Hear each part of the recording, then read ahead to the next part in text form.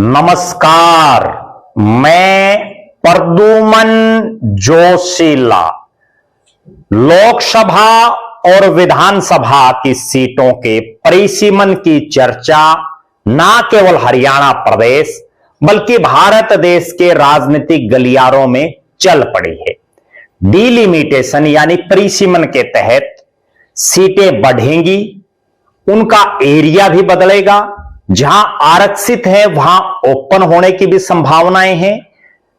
जो ओपन सीटें हैं उनमें से कुछ एक आरक्षित होने की भी संभावनाएं हैं। इसी के मद्देनजर हमारी नजरें हरियाणा प्रदेश का जो राजनीतिक परिदृश्य है वो डिलिमिटेशन के बाद, परिसीमन के बाद कैसा हो सकता है। कौन नेता उभर सकते हैं, कौन नेता ऐसे होंगे जिनकी राजनीति सरपट दौड़ेगी और कौन होंगे जिनकी राजनीति डावाडोल रहेगी या बिल्कुल हाशिए पर चली जाएगी। उसी के मद्देनजर आज हम चर्चा करेंगे हरियाणा प्रदेश के एक ऐसे इलाके की जो हरियाणा का आखिरी छोर, एक तरफ राजस्थान से टच, एक तरफ पंजाब से टच। एक ऐसा इलाका जिसने देश को उप प्रधानमंत्री दिए, मुख्यमंत्री दिए, उप मुख्यमंत्री दिए, मंत्री दिए, सांसद विधायकों की तो गिनती ही नहीं। और इस इलाके में आज हम चर्चा करेंगे कि अगर यहां की लोकसभा सीट ओपन हो जाती है तो कौन नेता बन सकता है यहां से सांसद। हम जिक्र कर रहे हैं सिरसा लोकसभा क्षेत्र का।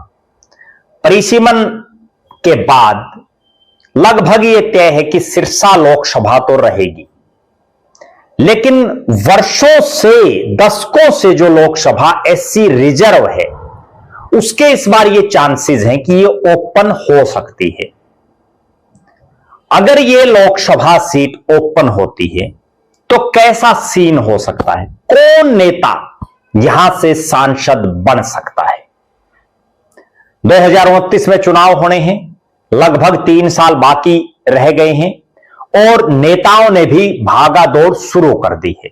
पहले हम आपको बता देते हैं कि सिरसा हरियाणा का एक ऐसा लोकसभा क्षेत्र है जिसने बड़े बड़े नेताओं को देने का काम किया। एक ऐसा इलाका जहां के नेताओं ने ना केवल हरियाणा प्रदेश की राजनीति बल्कि देश की राजनीति में झंडे गाड़ने का काम किया। सिरसा एससी रिजर्व सीट की अगर हम बात करें तो यहां सिरसा लोकसभा के लोकल जो नुमाइंदे हैं उनसे इतर बाहर के लोगों ने भी आकर के यहां चुनाव लड़े। ना केवल चुनाव लड़े बल्कि जीते, भारी भरकम वोटों से भी जीते। यहां पिता पुत्री भी सांसद रहे और पिता पुत्री हारे भी, और दोनों इस लोकसभा इलाके के नहीं रहे।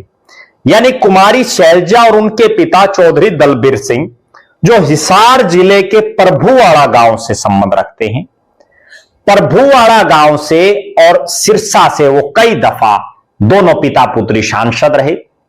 अगर हम बात करें चौधरी दलबीर सिंह यहां से सांसद रहे, चौधरी चांदराम जिनका बहुत बड़ा नाम है देश की राजनीति में, प्रदेश की राजनीति में, वो यहां से सांसद रहे। हेतराम जी यहां से सांसद रहे।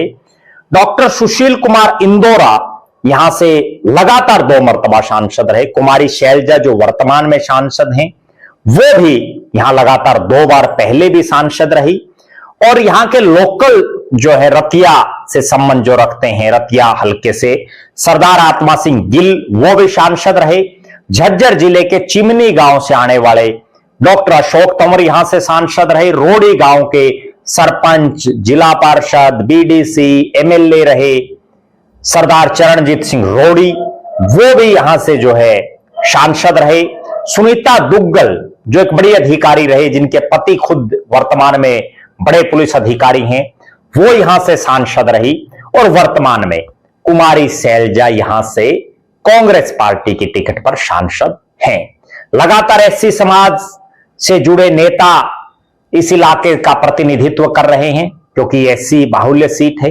अगर यह सीट ओपन होती है तो हमने बड़े गहन मंथन के बाद, बहुत लोगों से चर्चा करने के बाद इस इलाके के राजनीतिक और भौगोलिक परिदृश्य को मद्देनजर रखते हुए, क्योंकि ये सिरसा लोकसभा अगर नहीं बनती है डिलिमिटेशन में, और जैसी चर्चाएं हैं कि 13 या 14 लोकसभा बढ़ेंगी, 126 या 117 जो है विधानसभा की सीटें बनेंगी, तो उस लिहाज से अब जो सिरसा में फिलहाल सिरसा जिले की 5 सीटें, सिरसा शहर, डबवाड़ी, एलनाबाद, काड़ावाड़ी और रानिया, और फतेहाबाद जिले की 3 सीटें, फतेहाबाद, टोहाना और रतिया, और जींद जिले का नरवाना है।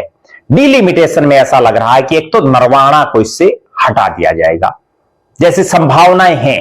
हालांकि अभी जनगणना होगी, उसके बाद डिलिमिटेशन की प्रक्रिया शुरू होगी, लेकिन संभावनाएं हैं, जो राजनीतिक गलियारों में चर्चाएं हैं उन्हीं पर हम चर्चा कर रहे हैं।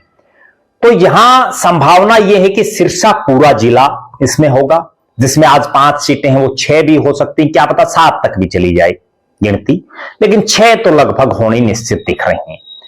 और फतेहाबाद की 3 सीटों को या 2 सीटों को इसमें जोड़ दिया जाएगा। उसके बाद जो हल्का बनता है, अगर वो हल्का ओपन बनता है, यानी एससी रिजर्व नहीं रहता है, तो यहां एक नेता सब पर भारी पड़ता दिख रहा है, और नाम है उस नेता का गोकुल सेतिया। जी हां, गोकुल सेतिया, जो सिरसा से कांग्रेस पार्टी के विधायक हैं, बड़े अच्छे खासे मार्जिन से चुनाव जीते, पिछला चुनाव बड़े मामूली मार्जिन से हार गए, और उनका परिवार वर्षों से राजनीति कर रहा है इस इलाके में। गोकुल सेतिया एक ऐसा चेहरा हो सकते हैं इस लोकसभा का, जो युवा भी हैं, जुझारू भी हैं, काम करने में विश्वास रखते हैं, जुबान के धनी हैं, और अधिकारियों से कैसे काम लेना है, सरकार से कैसे अपने इलाके का विकास करवाना है, वो बखूबी जानते हैं, भले ही विपक्ष में हो। इस इलाके में जो चौटालाज हैं, यानी चौधरी देवीलाल का परिवार, या जो चौटाला गांव से जो लोग राजनीति कर रहे हैं, उनके भी ओपन होने के बाद इस हल्के के इस लोकसभा में उतरने की संभावनाएं हैं। लेकिन गजब बात यह होगी कि चौटालाओं के साथ हिसार वाली बनने की ज्यादा संभावना है। हिसार वाली कैसे? 2024 का लोकसभा चुनाव, भारतीय जनता पार्टी की तीसरी बार सरकार बनती दिख रही, और उसके बावजूद हिसार से उस समय के कैबिनेट मंत्री, बिजली और जेल जैसे महत्वपूर्ण विभागों के मंत्री चौधरी रणजीत सिंह चौटाला चुनाव लड़ रहे भारतीय जनता पार्टी की टिकट पर, और कांग्रेस से जयप्रकाश जेपी। लेकिन 2 चौटाला परिवार की बहुएं और चुनावी मैदान में, इंडियन नेशनल लोकदल से सुनैना चौटाला और जन नायक जनता पार्टी से नैना चौटाला। रणजीत सिंह का अच्छा खासा चुनाव चल रहा, बढ़िया माहौल बना हुआ, और जयप्रकाश जेपी का जो है इस इलाके में बहुत से कांग्रेसी सही ढंग से साथ भी नहीं दे रहे थे। ऐसा लग रहा था कि रणजीत सिंह चुनाव जीत जाएंगे। लेकिन जो मैं कह रहा हूं कि सिरसा में भी वही अंदेशा है अब से पहले कि चौटालाज के साथ हिसार वाली बनेगी। हुआ क्या? 3 चौटाला खड़े हो गए और चुनाव जीत गए जयप्रकाश जेपी। सिरसा में भी वही हालात हो सकती है। यहां भी जो प्रमुख पार्टियां हैं उनसे चौटालाज के आने की उम्मीदें हैं, क्योंकि इंडियन नेशनल लोकदल खुद चौटाला परिवार की है, जन नायक जनता पार्टी चौटाला परिवार की है, और हो सकता है भारतीय जनता पार्टी में भी कोई चौटाला आ जाए, क्योंकि जब हिसार से टिकट ले सकते हैं चौधरी रणजीत सिंह, निर्दलीय एमएलए कुछ मिनट पहले पार्टी ज्वाइन और टिकट ले गए, तो यहां चौटाला चुनाव लड़ेंगे, कोई दो राय नहीं। उसके बाद एक चेहरा है गोकुल सेतिया, जो इस पूरे सिरसा में चौटाला परिवार के बाद एक ऐसा शख्स है, एक ऐसे परिवार से संबंध रखता है जिन्होंने जब से सिरसा विधानसभा सीट बनी है तब से लेकर के और अब तक के सब चुनाव लड़े हैं, हारे या जीते। उनके नाना, जिनका बहुत बड़ा नाम लक्ष्मण दास अरोड़ा, सिरसा के कई दफा विधायक, बड़े बड़े महकमों के मंत्री, वर्षों तक मंत्री, और बड़ा कद्दावर चेहरा, एक ऐसा चेहरा जिनको आज भी लोग याद करते हैं उनके कामों को लेकर के, जो उन्होंने काम करके दिखाए, उनकी आज भी लोग प्रशंसा करते हैं, सराहना करते हैं। और जो लक्ष्मण दास अरोड़ा है, जिनका एक इतना बड़ा नाम, उसके बाद जो उनकी पुत्री हैं, उन्होंने भी चुनाव लड़ा, सुनीता सेतिया। उनके जो दामाद हैं राहुल सेतिया, उनका भी एक बहुत बड़ा नाम इस इलाके में। और गोकुल सेतिया जो उनके दोहते हैं, उन्होंने 2 चुनाव जिस मजबूती से लड़े हैं, उन्होंने दिखा दिया कि वास्तव में वो फाइटर हैं। सेतिया परिवार की अगर बात करें तो सेतिया परिवार का एलनाबाद में बहुत बड़ा कारोबार रहा है, बड़े कारोबारी रहे हैं एलनाबाद के, और आज से नहीं कई दशकों से बहुत बड़ा नाम उनका एलनाबाद के इलाके में रहा है। और जो सिरसा शहर है, इस सिरसा शहर की जो सीट है सिरसा, जहां लक्ष्मण दास अरोड़ा चुनाव लड़ते थे, इसमें वर्तमान के काड़ावाड़ी हल्के का एक बड़ा पार्ट, वर्तमान के रानिया हल्के का एक बड़ा पार्ट, और सिरसा तो है ही, वो अपने आप में आता था। डबवाड़ी में सेतिया परिवार का अपना एक खुद का वजूद है। यह सिरसा जिले की मैं बात कर रहा हूं। और इसके बाद अगर फतेहाबाद की बात करें, चाहे फतेहाबाद हो, चाहे रतिया हो, चाहे टोहाना हो, सेतिया परिवार के और अरोड़ा परिवार के आज भी वर्षों से पारिवारिक और जो एक रिश्ते होते हैं, वो इस इलाके में बड़े प्रगाढ़ संबंध उनके हैं। निश्चित रूप से इस पूरी सिरसा जो नई लोकसभा अगर डिलिमिटेशन में ओपन होती है, तो गोकुल सेतिया ना केवल एक मजबूत प्रत्याशी, मजबूत दावेदार रहेंगे, बल्कि जिताऊ उम्मीदवार रहेंगे। और मेरा तो यह मानना है कि चौटालाज के साथ हिसार वाली बन सकती है, और गोकुल सेतिया होंगे सिरसा लोकसभा से अगले सांसद, अगर डिलिमिटेशन में ओपन हो जाती है। इस बात की सबसे प्रबल संभावनाएं हैं। हालांकि राजनीति सूत कसूत की है, कभी भी कुछ भी हो सकता है, कभी भी सियासी दांव पेच बदल सकते हैं, लेकिन जिस तरह से प्रदेश की विधानसभा से लेकर के और सड़क तक संघर्ष गोकुल सेतिया कर रहे हैं, उम्र उनके साथ है, तजुर्बा उनके पिता का इतना लंबा चौड़ा है, उनकी माताजी ने खुद ने चुनाव लड़े हैं, उनके नाना का प्रदेश की राजनीति में बहुत बड़ा नाम है।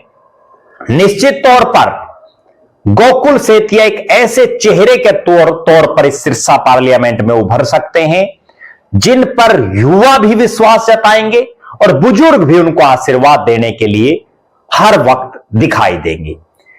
जिस तरह से गोकुल सेतिया को भी आभास है कि सिरसा पार्लियामेंट ओपन हो सकती है, इसीलिए उन्होंने अपनी राजनीतिक गतिविधियां लगातार बढ़ा दी हैं। सिरसा हल्के के अलावा वो जो है सिरसा और फतेहाबाद में लगातार सक्रिय हैं, और एलनाबाद से लेकर के फतेहाबाद तक जिस तरह से उनके रसूख हैं, निश्चित तौर पर सिरसा को एक नया ऊर्जावान सांसद अगर ये ओपन होती है तो मिलने की संभावनाएं नजर आ रही हैं। आप दर्शक क्या मानते हैं? गोकुल सेतिया के राजनीतिक भविष्य को लेकर के आपका क्या मानना है? अगर सिरसा पार्लियामेंट डिलिमिटेशन में ओपन हो जाती है तो और कौन मजबूत चेहरे इस इलाके में हो सकते हैं, उन पर भी अपनी बेबाक राय आप रख सकते हैं। हमारी नजरें हरियाणा प्रदेश का पूरा जो ओवरऑल लोकसभा और विधानसभा जो संभावनाएं जो लग रही हैं, उन पर निरंतर बनी हुई है। हर विधानसभा, हर लोकसभा से जुड़ी हर अपडेट हम आपको देते रहेंगे। डिलिमिटेशन के बाद, प्रीसीमन के बाद कौन कौन नए नेता उभर सकते हैं, कौन कौन पुराने नेताओं की राजनीति खत्म हो सकती है, इन तमाम चीजों पर विस्तृत जानकारी के लिए आप लगातार हमारे साथ जुड़े रहें। बहुत बहुत धन्यवाद। आपका अपना प्रद्युमन जोशीला।